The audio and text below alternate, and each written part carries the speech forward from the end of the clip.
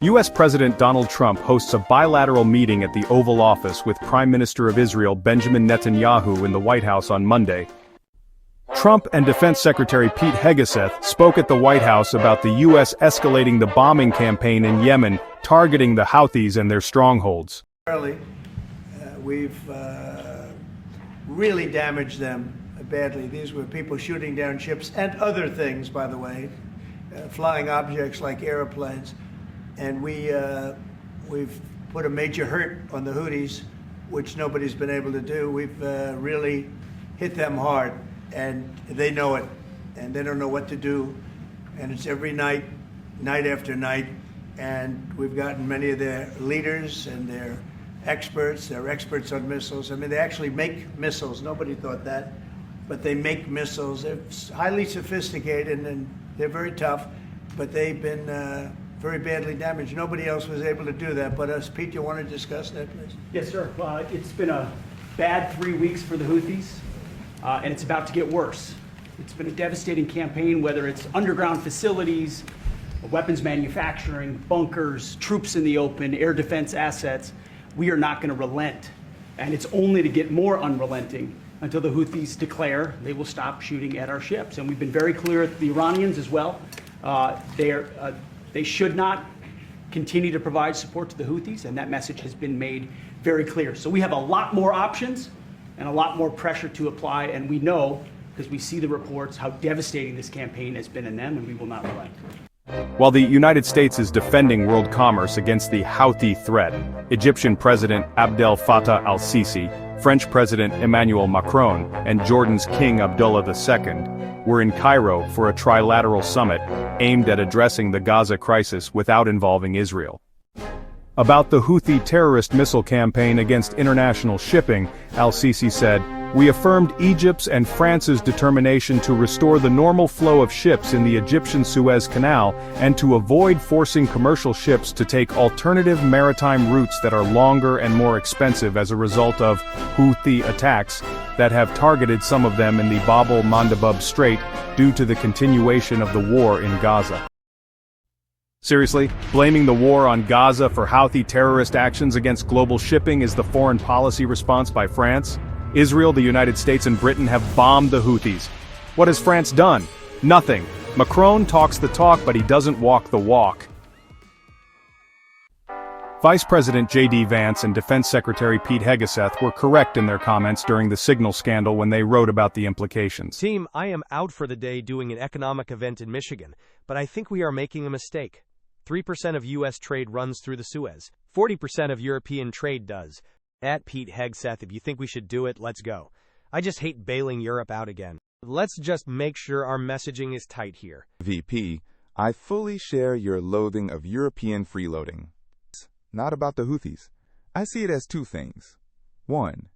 Restoring freedom of navigation, a core national interest.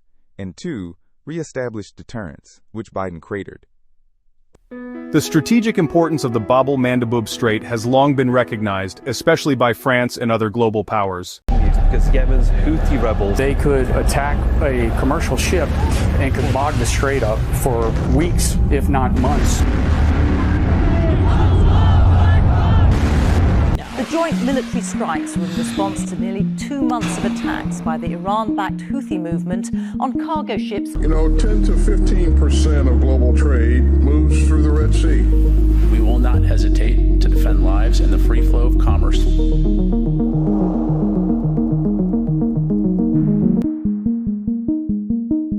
It's pretty small, it's a few dozen kilometers wide. But through this little choke point flows a lot of important things. The internet, millions of barrels of oil per day, 30% of all container ships that connect global markets. And this choke point is surrounded by unstable situations, countries that are in civil wars, rebel militias, proxy wars, unstable governments.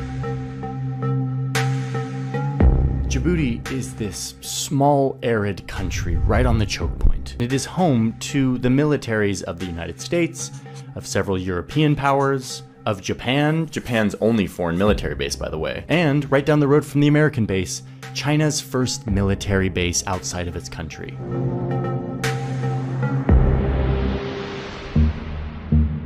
Qatar has peacekeepers here, the United Arab Emirates ran the biggest port, Eritrea seized some of its territory recently, and Ethiopia, one of the largest countries in Africa, runs almost all of its trade through Djibouti.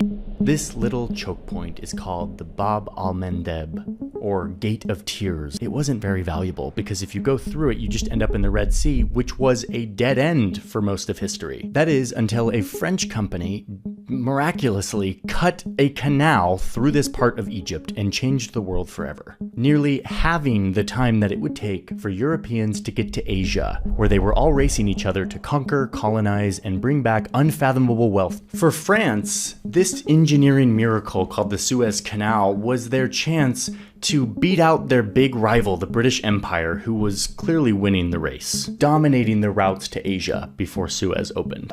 This windy little choke point was no longer just the Gate of Tears, it was an important bit of water, one of the most important.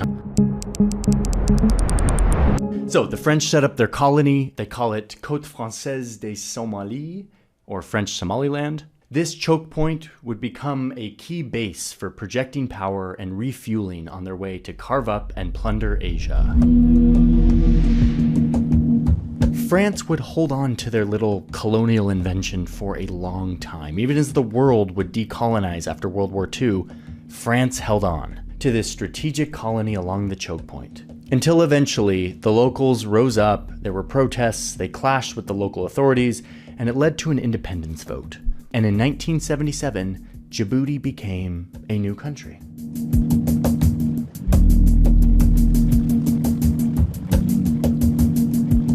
In the words of some New York Times reporting from 1977, the tiny new nation had no army, less than 1 square mile of arable land, and no resources except for sand, salt, and 20,000 camels. It wouldn't be France's anymore, but they would be allowed to retain a military base in the country in exchange for security and protection, as well as economic aid. But this didn't change the fact that Djibouti had very little natural resources or arable land. Their economy fell into a crippling depression. Eventually there was a civil war, and it wasn't looking good for Djibouti.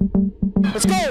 No, go, Brad, go! Stop shooting, Brad, The plane has crashed into the World Trade Center. Our very freedom came under attack in a series of deliberate and deadly terrorist acts. 3 months after 9/11, the United States was about to come crashing into the Middle East in a new way, and they asked Djibouti if they could set up a base there. And Djibouti says yes. Suddenly, after the global war on terror, America realizes that it's one of the key locations. It matters to be there. You had, Al-Qaeda in Yemen, you had Al-Qaeda in even Horn of Africa. So they needed a base, and Djibouti was one country which was willing to offer them. Europe needs this route to stay stable. They need these little dots to keep flowing. The strategic importance of the Bab al-Mandabub Strait has long been recognized, especially by France and other global powers. You can learn more about Djibouti by following the link to the YouTube video, The Most Important Country You've Never Heard About Mapped, by Johnny Harris in the description of this video. Check it out now. If you enjoyed this video, please remember to like, share, and subscribe for more updates.